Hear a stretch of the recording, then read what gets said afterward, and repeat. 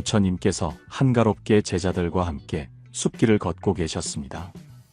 햇살은 부드럽게 나뭇잎을 적시고 산들바람은 가만히 이마를 스쳐 지나갔습니다. 그때 제자 아난다가 조심스럽게 부처님께 물었습니다.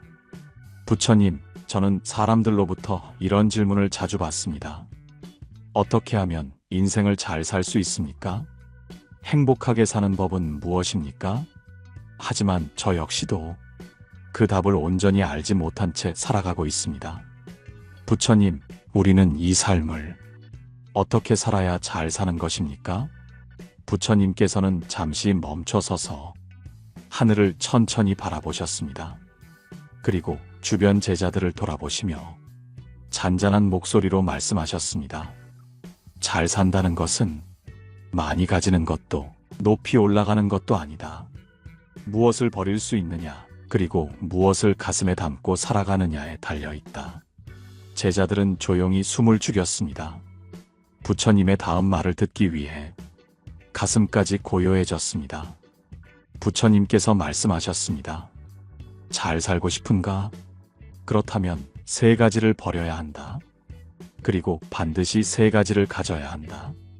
이 6가지가 삶의 근본이 되고 그대로 실천하면 누구든 삶이 평화로워지고 행복이 자라날 것이다. 여러분, 오늘의 방송은 이 질문에서부터 시작합니다. 우리는 정말 잘 살고 있는 걸까요?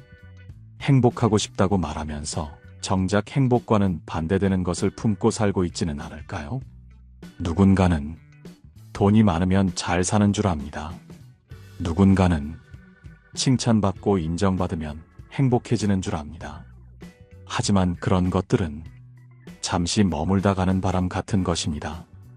오히려 그것들을 주려고 애쓰다가 마음의 평화를 잃고 사람과의 관계마저 무너지기도 합니다. 우리가 진짜로 잘 살기 위해선 먼저 마음의 짐을 덜어야 합니다. 그리고 그 빈자리에 지켜야 할 마음을 채워 넣어야 합니다. 부처님께서는 그 삶의 방향을 아주 단순한 6가지로 정리해 주셨습니다.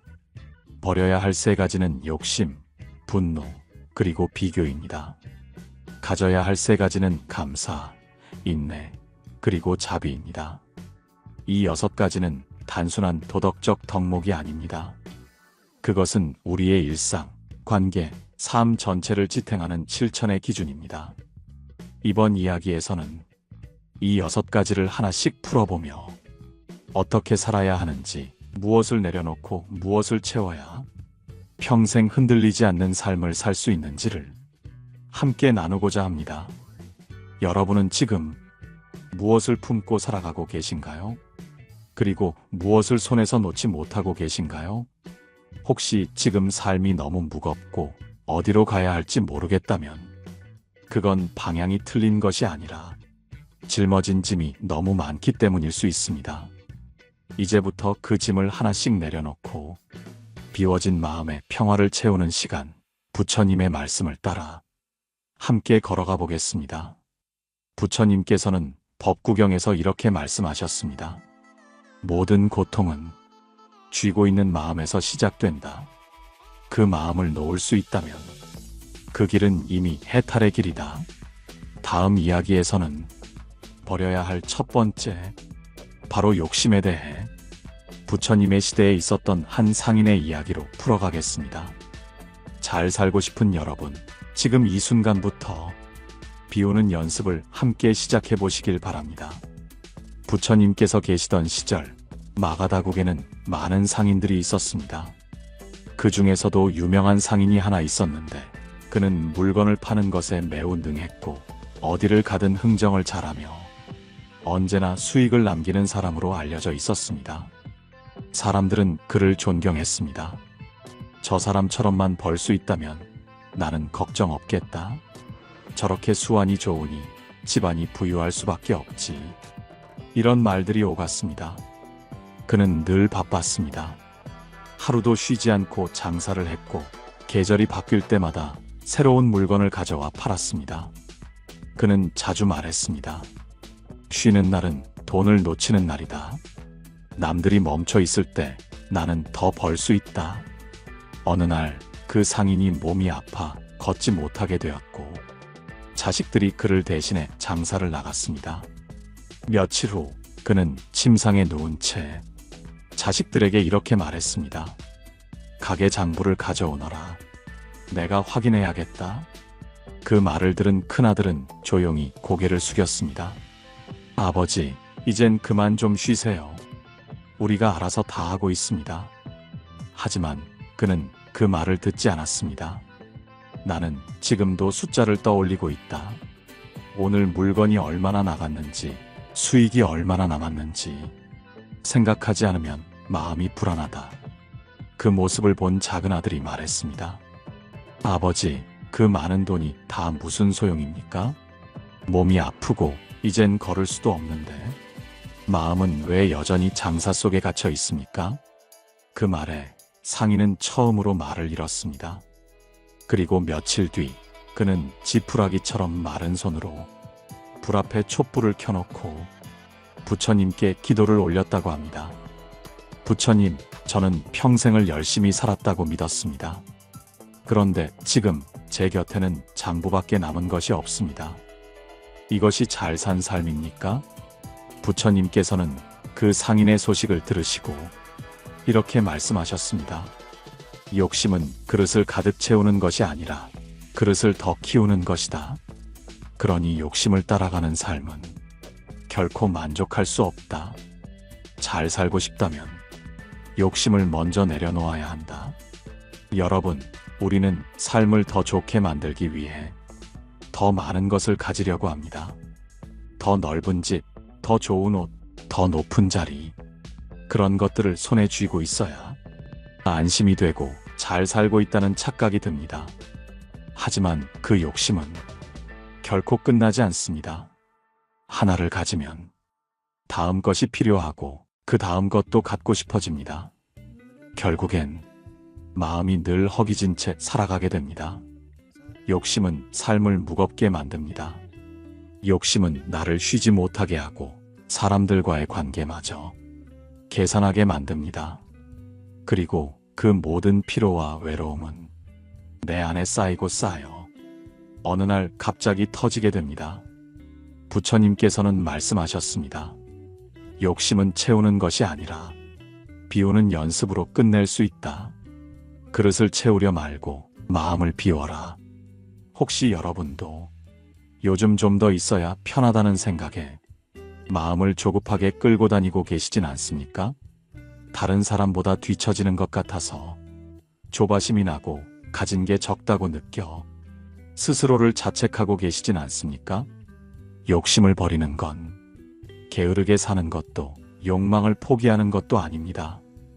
욕심을 버리는 건 삶을 가볍게 만드는 일입니다. 덜 가져도 덜 비교해도 지금 내 삶에 만족할 수 있는 마음의 여백을 만드는 것입니다. 잘 살고 싶은 첫걸음은 욕심을 버리는 것입니다. 그리고 그 자리에 삶을 더 평온하게 만드는 다른 무언가를 채워야 하겠지요. 다음 이야기에서는 버려야 할 두 번째 분노에 대해 다루겠습니다. 마음속 깊이 가라앉아 있는 화, 누군가를 떠올릴 때마다 움찔하는 그 감정이 어떻게 우리의 삶을 무너뜨리는지를 부처님과 한 제자의 이야기를 통해 살펴보겠습니다. 부처님께서 사바티국의 절에 머무르실 때였습니다. 그곳에는 성질이 급하고 말이 거친 한 제자가 있었습니다. 이름은 울룰라였습니다. 울룰라는 마음이 여린 사람이었습니다. 작은 일에도 쉽게 상처받았고 자신을 무시하거나 비난한다고 느끼면 금세 얼굴이 붉어지고 목소리가 높아졌습니다. 그는 누가 자기를 흘끗 보기만 해도 왜 나를 의심하느냐 하고 따져 물을 정도였습니다. 어느 날 절 안에서 물을 길어오는 도중 다른 제자와 어깨가 살짝 부딪혔습니다. 그 제자는 미소를 지으며 말했습니다. 미안하네. 물동이를 보느라 그만. 하지만 울룰라는 바로 목소리를 높였습니다. 사과하면 다인가? 사람이 부주의하면 이런 일이 생기는 거 아닌가? 이건 단순한 실수가 아니라 나를 업신여기는 마음에서 비롯된 것이다. 그날 절 안은 한동안 어색한 기운으로 가득했습니다. 다른 제자들도 울룰라와 말 섞기를 꺼렸고 그는 점점 혼자 남게 되었습니다. 며칠 뒤 그는 결국 부처님을 찾아와 말했습니다. 부처님, 왜 사람들은 저를 피하는 것입니까? 저는 그저 진심을 말했을 뿐입니다. 저를 얕보는 이들에게 왜 침묵해야 합니까? 부처님께서는 고요히 말씀하셨습니다. 울룰라야, 그대는 진심을 말한 것이 아니라 분노를 말한 것이다. 분노는 불길과 같아서 한순간에 모든 인연을 태운다. 불은 불을 끄지 못하듯 분노는 분노를 멈추게 하지 못한다. 그 말을 들은 울룰라는 처음으로 침묵했습니다. 그리고 다시 묻습니다. 하지만 부처님, 화가 날 때는 어떻게 해야 합니까? 속에서 끓어오르는 것을 억누를 수가 없습니다. 부처님께서는 조용히 대답하셨습니다. 분노는 억누르는 것이 아니라 돌아보는 것이다. 왜 그대는 그 말에 상처를 받았는지, 왜 그 눈빛에 화가 났는지를 가만히 들여다보아야 한다. 그대의 화는 상대가 아니라 그대의 마음이 만든 것이다. 여러분, 분노는 관계를 가장 빠르게 망가뜨립니다.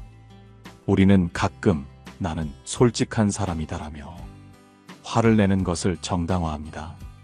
하지만 그 솔직함은 진심이 아니라 분노로 채색되어 있을 때가 많습니다.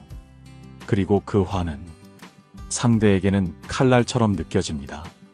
말은 지나가도 분노는 오래 남습니다. 분노는 한순간이지만 그 분노가 만든 틈은 평생을 두고도 메우기 어렵습니다.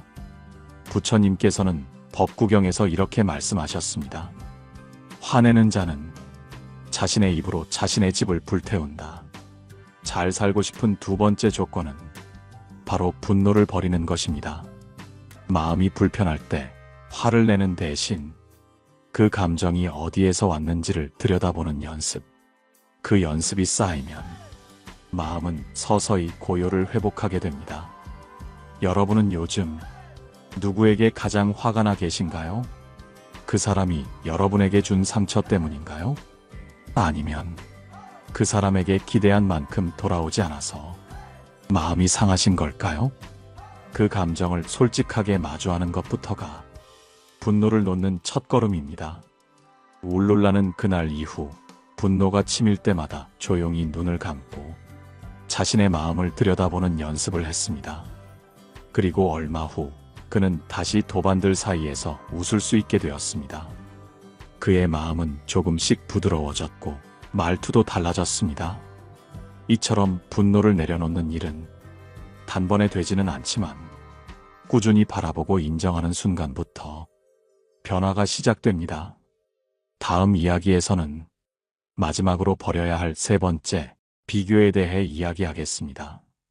나와 남을 비교하며 자신을 깎아내리고 남을 부러워하며 자신의 삶을 외면하는 마음이 어떻게 우리의 행복을 앗아가는지를 한 왕자의 수행 이야기로 풀어드리겠습니다. 부처님께서 제자들과 함께 안거를 하시던 어느 계절이었습니다. 그 절에는 왕족 출신의 한 젊은 제자가 있었습니다. 그의 이름은 수다타였습니다. 수다타는 누구보다도 열심히 수행에 임했습니다. 아침 일찍 일어나 부처님 말씀을 필사하고 낮에는 참선하며 밤에는 도반들을 도와 일을 했습니다. 하지만 마음 한 구석은 늘 편치 않았습니다. 그는 가끔씩 혼자 앉아 절 언덕 너머로 바라보며 중얼거렸습니다. 나는 왜 이리 느릴까? 같은 시기에 들어온 저 도반은 벌써 사람들의 칭송을 받는데 나는 왜 늘 제자리일까? 그는 수행을 잘하는 도반과 자신을 자꾸 비교했습니다. 나는 왕족이었는데도 지금 이 자리에서조차 뒤처지는구나. 그 생각은 점점 그의 마음을 무겁게 만들었습니다. 어느 날 부처님께서 도반들의 수행 상황을 점검하시던 중 수다타의 눈빛이 흔들리고 있음을 보셨습니다. 조용히 부르시고 그의 손을 잡으신 채 이렇게 물으셨습니다. 수다타야, 그대는 누구와 함께 수행하고 있는가? 수다타는 당황하며 대답했습니다. 스승님, 저는 여기 있는 도반들과 함께 수행하고 있습니다. 부처님께서는 고개를 젓고 다시 말씀하셨습니다. 아니다. 그대는 도반과 함께 수행하는 것이 아니라 도반을 이기려 수행하고 있다. 그 마음이 그대를 괴롭게 만들고 있는 것이다. 수다타는 그 말을 듣고 그제야 눈물을 흘리며 말했습니다. 스승님, 저는 도반이 부럽고 그가 받는 칭찬이 저에게도 있었으면 좋겠다고 생각했습니다. 그 마음이 저를 작게 만들고 있다는 걸 알면서도 벗어날 수가 없었습니다. 부처님께서는 조용히 말씀하셨습니다. 비교는 독과 같다. 그대가 있는 자리에서 꽃을 피우면 되는데 남의 꽃을 보고 부러워하면 그대 마음에 흙은 메말라 버린다. 비교하지 마라. 사람마다 피어나는 시기가 다르다. 여러분, 삶을 살아가면서 우리는 끊임없이 비교합니다. 누군가의 집을 보며, 누군가의 자녀를 보며, 누군가의 인생을 보며 스스로를 작게 만들기도 합니다. 하지만 그 비교는 나를 성장시키는 것이 아니라 나를 멈추게 만듭니다. 비교는 지금 내가 걷는 길이 틀렸다고 느끼게 하고 남들의 길이 더 빠르고 더 옳아 보이게 만듭니다. 그래서 우리는 다른 사람의 속도에 나를 억지로 맞추려 하다가 결국 지치고 무너지게 됩니다. 부처님께서는 이렇게 말씀하셨습니다. 자신과 남을 비교하지 않는 자는 고요하고 평화로운 사람이다. 그 사람은 바람이 불어도 흔들리지 않는다. 잘 살고 싶은 세 번째 조건은 비교를 버리는 것입니다. 비교하지 않고 지금 이 순간 나의 삶을 바라볼 수 있다면 우리는 이미 평화의 길을 걷고 있는 것입니다. 여러분, 혹시 지금 누군가를 부러워하고 계신가요? 누군가와 나를 자꾸 견주며 왜 나는 그렇지 못한가 하고 스스로를 힘들게 하고 계신가요? 그 비교를 놓아보십시오. 나만의 리듬과 나만의 속도로 꽃을 피울 준비를 해보십시오. 남이 보는 방향이 아니라 내가 가고자 하는 방향을 바라보는 것, 그것이 진정한 행복의 시작입니다. 수다타는 그날 이후 도반의 칭찬을 부러워하지 않았습니다. 오히려 그 도반을 도와주며 그의 배움에서 자신의 길을 찾기 시작했습니다. 그리고 시간이 흐른 뒤 수다타 역시 자신만의 지혜를 드러내며 많은 이들의 마음을 감동시키는 제자가 되었습니다. 비교를 멈추면 마음은 조용히 빛나기 시작합니다. 다음 이야기에서는 이제부터 가져야 할 3가지 중 첫 번째, 감사에 대해 이야기하겠습니다. 버릴 것은 비웠으니 이제 채워야 할 덕목을 한 노인의 사연을 통해 함께 나누겠습니다. 부처님께서 어느 날 제자들과 함께 사바티 성 근처의 마을을 지나시다가 작은 초가집 앞에 멈추셨습니다. 그 집에는 노인이 한 명 살고 있었는데 이름은 니디였습니다. 니디는 젊은 시절에는 부유한 상인이었습니다. 큰 집에 살며 많은 하인을 거느렸고 부처님의 설법에도 종종 공양을 올리던 신심 깊은 사람이었습니다. 하지만 세월은 그에게 잔인했습니다. 재산은 점점 줄었고 믿었던 친척들에게 배신을 당해 결국 허름한 초가집 하나에 몸을 의탁하게 되었습니다. 사람들은 말했습니다. 저 노인은 참 안 됐다. 그렇게 잘 살던 사람이 왜 저렇게 되었을까? 하지만 부처님께서는 그 집 앞에 다다랐을 때 웃으시며 제자들에게 말씀하셨습니다. 저 사람은 가난하지만 마음이 가장 부유한 사람이다. 제자들은 놀라며 물었습니다. 부처님, 그는 집도 작고 입은 옷도 누더기이고 살아가는 것도 궁핍합니다. 어떻게 그런 그가 가장 부유하다고 하십니까? 부처님께서는 조용히 니디를 불러 함께 앉으셨습니다. 그리고 이렇게 말씀하셨습니다. 니디야, 지금 그대는 어떤 마음으로 이 삶을 살고 있는가? 니디는 부처님 앞에서 절을 하며 말했습니다. 스승님, 젊은 시절에는 가진 것이 많았지만 감사할 줄을 몰랐습니다. 당연한 것이라 여겼고 더 많은 것을 원했습니다. 하지만 모든 것이 사라진 지금 제가 매일 아침 깨어나는 이 순간 따뜻한 햇살 한 줄기에도 감사하는 마음이 듭니다. 이 작은 초가 안에서 가끔 마시는 맑은 물 한 모금에도 저는 행복을 느낍니다. 스승님, 저는 요즘이 오히려 더 잘 살고 있다고 느낍니다. 그 말에 제자들은 숙연해졌습니다. 부처님께서 말씀하셨습니다. 감사는 가난함 속에서도 평화를 찾게 하고 감사는 병든 몸 속에서도 기쁨을 발견하게 한다. 감사는 삶의 가장 깊은 곳에서 빛을 피워내는 씨앗이다. 여러분, 이제 우리는 버려야 할 세 가지를 내려놓았습니다. 욕심, 분노, 비교.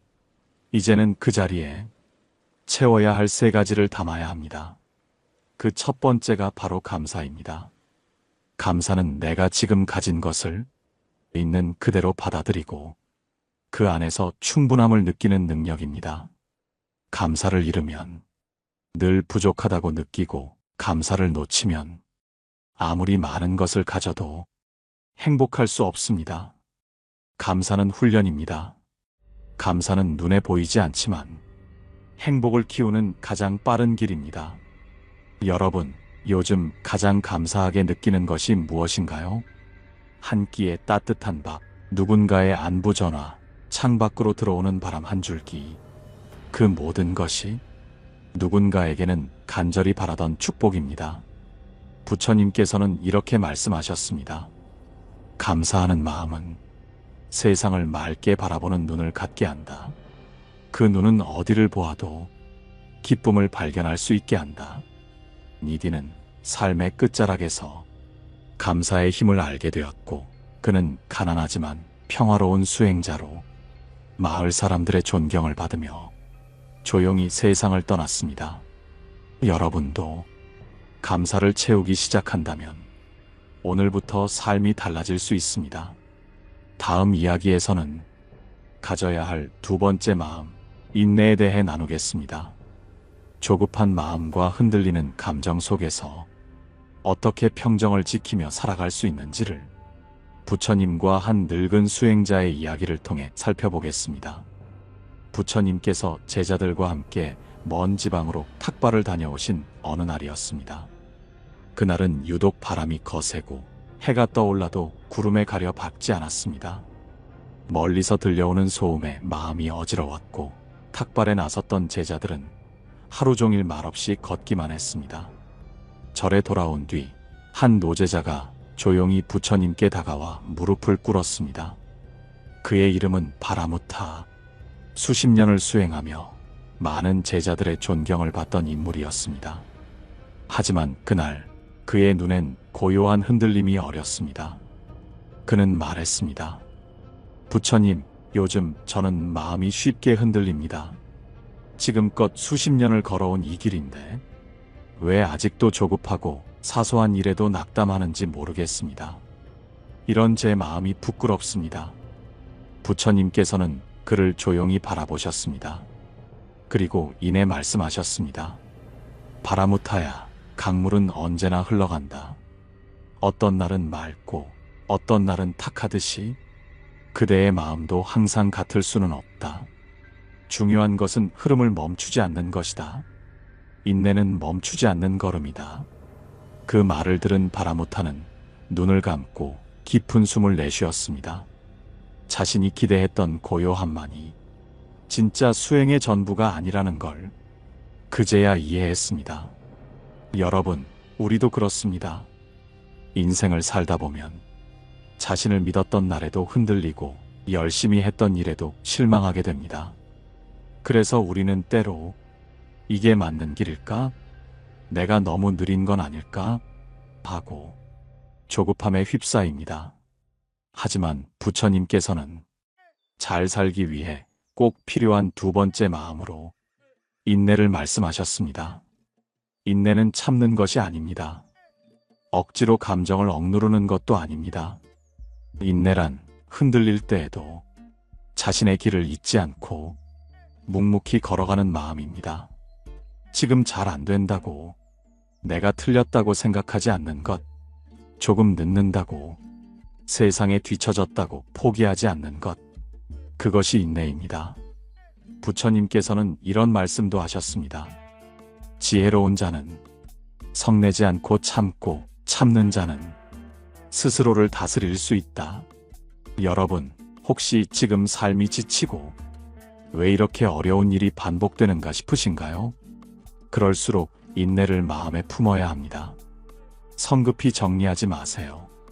지금 겪고 있는 그 시간이 내 안을 단단하게 만들고 있는 중일 수도 있습니다. 그 기다림 속에서 조용히 피어나는 깨달음이 곧 삶을 바꾸는 열쇠가 되기도 합니다.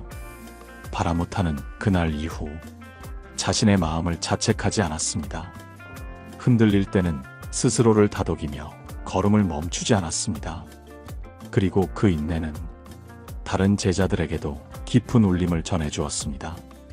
여러분, 지금 이 순간 내가 걷고 있는 길이 비록 더디고 외롭더라도 그 길이 틀린 게 아니라는 걸 잊지 마십시오. 걸음을 멈추지 않으면 우리는 반드시 도착합니다. 잘 살고 싶은 삶, 그 중심에는 조용히 버티는 힘, 말없이 견디는 마음, 바로 인내가 있습니다. 다음 이야기에서는 가져야 할 마지막 세 번째 마음, 자비에 대해 이야기하겠습니다. 자기 자신을 품고 남을 이해하며 관계 속에서 평화를 지켜내는 자비심이 왜 우리가 끝까지 지녀야 할 삶의 중심인지 한 어린 사미승의 이야기를 통해 나눠드리겠습니다. 사바티의 어느 작은 절에 나이가 어린 사미승 하나가 있었습니다. 이름은 담마라. 부처님 곁으로 와 출가한 지 오래지 않았고 아직 세속의 말투가 입에 배어 있었으며 때때로 실수도 잦은 아이였습니다. 어른 제자들은 때로 그를 야단치기도 했습니다. 수행자는 조용해야 한다. 왜 그렇게 말을 많이 하느냐? 예법도 모르면서 어른들과 함께 앉으려 하느냐? 하지만 담마라는 매번 밝은 얼굴로 웃으며 말했습니다. 죄송합니다. 다음에는 더 조심할게요. 그러던 어느 날 부처님께서 제자들과 함께 설법을 마치고 절 뒤편에서 참선에 들고 계실 때 담마라는 조심스레 부처님 곁으로 다가왔습니다. 부처님, 저는 자꾸 실수해서 형님 제자들에게 미움을 사는 것 같습니다. 그럼에도 저는 그분들이 밉지 않습니다. 그저 제가 더 열심히 하면 되지 않을까 생각합니다. 그 말에 부처님께서는 눈을 뜨고 담마라를 따뜻하게 바라보셨습니다. 그리고 말씀하셨습니다. 담마라야, 그대는 지금 자비라는 꽃을 피우고 있는 중이다. 자비는 나를 탓하지 않고 남을 원망하지 않는 마음이다. 사람의 마음을 감싸는 가장 따뜻한 옷이며 삶을 부드럽게 만드는 가장 큰 힘이다. 그 말을 들은 다른 제자들도 조용히 고개를 끄덕였습니다. 자비는 어른 제자들 속에서도 쉽게 피워내지 못한 마음이었기 때문입니다. 여러분, 오늘 이야기의 마지막, 잘 살기 위해 가져야 할 세 번째 마음은 바로 자비입니다. 자비란 누군가를 불쌍히 여기는 마음이 아닙니다. 자비는 있는 그대로의 자신을 받아들이고 실수한 타인을 용서하며 지금 이 순간의 삶을 따뜻하게 안아주는 마음입니다. 자비가 있는 사람은 자신을 미워하지 않습니다. 남을 공격하기보다 이해하려 합니다. 자신이 옳다는 생각보다 상대가 왜 그런 행동을 했는지 한 번쯤 생각해 보려 합니다. 그 자비심은 결국 자신을 자유롭게 합니다. 미움과 원망에 묶이지 않고 평온한 삶을 살게 해줍니다. 부처님께서는 말씀하셨습니다. 자비는 고요한 강과 같다. 크고 깊어 모든 것을 품되 스스로는 흐름을 잃지 않는다. 여러분, 혹시 요즘 자신을 자주 책망하고 있지는 않으신가요? 누군가의 실수나 말 한마디에 쉽게 상처받고 계시진 않으신가요? 그럴수록 자비를 마음에 품어보십시오. 내가 나를 안아줄 수 있다면 남도 자연스럽게 이해하게 됩니다. 그리고 그 마음이 삶을 더 따뜻하고 평화롭게 바꾸어 줍니다. 단마라는 그렇게 자비심으로 자라났고 후에 사람들의 마음을 어루만지는 훌륭한 수행자로 남았습니다. 자비는 강한 이의 무기입니다. 자비는 흔들리지 않는 사람의 중심입니다. 이제 오늘 나눈 이야기를 정리해 보겠습니다. 잘 살고 싶은 삶, 행복한 인생을 위한 6가지 마음의 법칙, 버려야 할 3가지.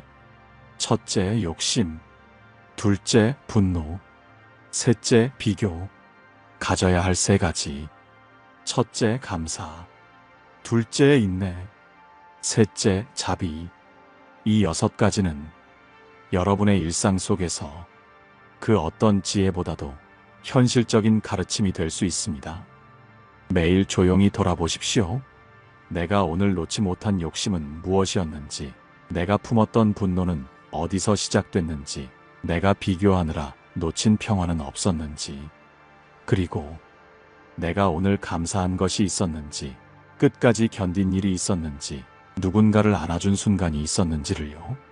이렇게 하루를 정리하다 보면 그 하루는 더없이 깊고 따뜻한 날이 되어 있을 것입니다.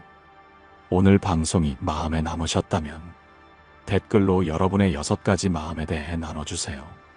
구독과 좋아요, 그리고 소중한 인연에게 이 이야기를 공유해 주시면 더 많은 이들과 함께 따뜻한 마음을 나눌 수 있습니다. 여러분의 삶 속에 오늘 말씀드린 6가지 마음이 조용히 자리를 잡고 꽃을 피우기를 진심으로 기원합니다. 감사합니다. 그리고 평안하시기를 바랍니다. 고요한 울림이었습니다.